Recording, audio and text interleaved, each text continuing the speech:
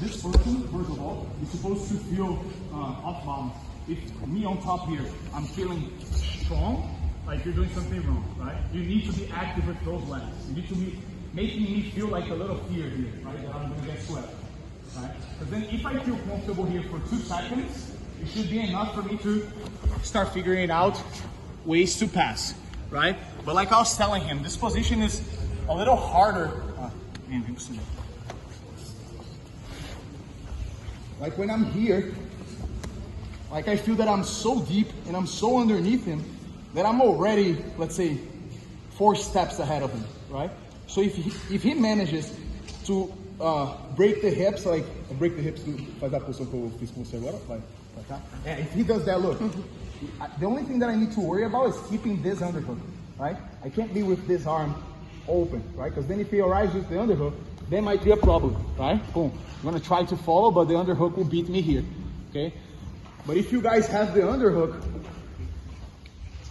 like if this hand I keep discipline as he goes, vai agora? Boom. Yeah, vai. As he goes, if I keep this underhook, break completely, boom, and he lands, look. I'm gonna be able to follow. I might not succeed with the position. He can be a purple wizard here, purple hook.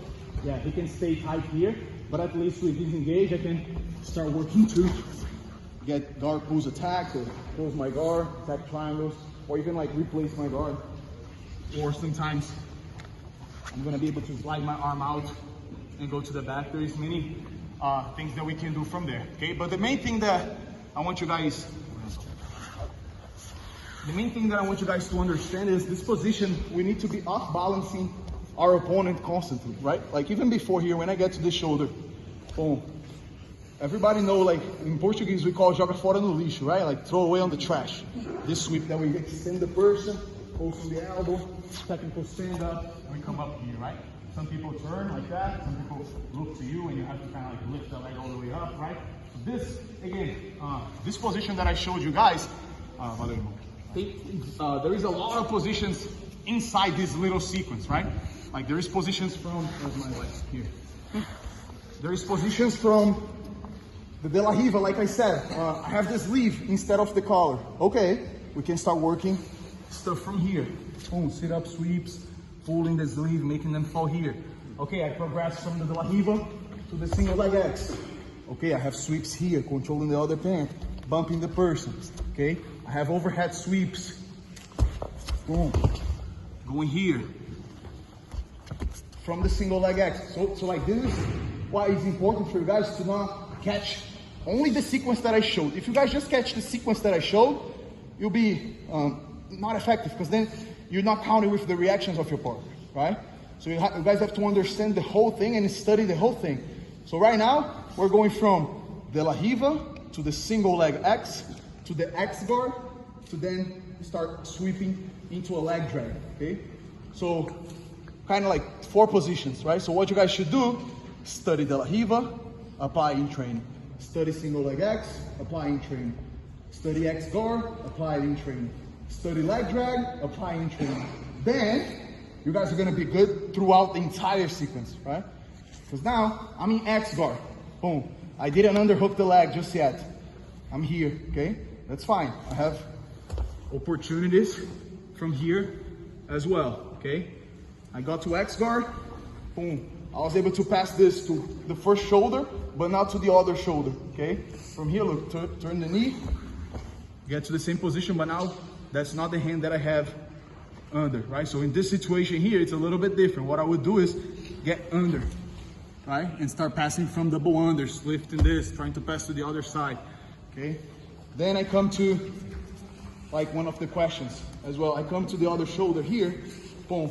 But then this slides a little bit more to my biceps, right? Like I'm carrying on the biceps rather than on the shoulder. In this situation, yes, I could go to the leg drag the same way by pulling, but the leg is too far, so there is space available for me to start bringing my knee. So then it's back take instead of leg drag. So again, especially because you guys are recording, I try to show a little bit more than just the technique itself, okay? And like I said in the beginning of the seminar, it's very hard nowadays to teach a seminar, right? Because the techniques, again, you guys can go on YouTube and you guys are gonna find some good stuff, and you guys are gonna find a lot of bad stuff as well. So make sure your filter is good, okay? So I hope you guys liked it. Again, we're there in Miami working really hard, you know. You guys, whenever you're in town, you guys are free to welcome and welcome to come train with us.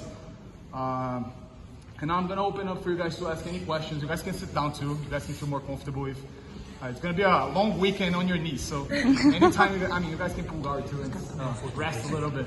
Okay, so now any questions, guys, related to lifestyle, jiu-jitsu, tips, related to the technique as well. You guys can even feel free to come here and show me something that you guys have questions. It doesn't need to be about this technique as well. If you guys have questions about Brimbolos, crab rides, or any other technique that you had issue with, escapes, you guys can feel free and ask. Yes?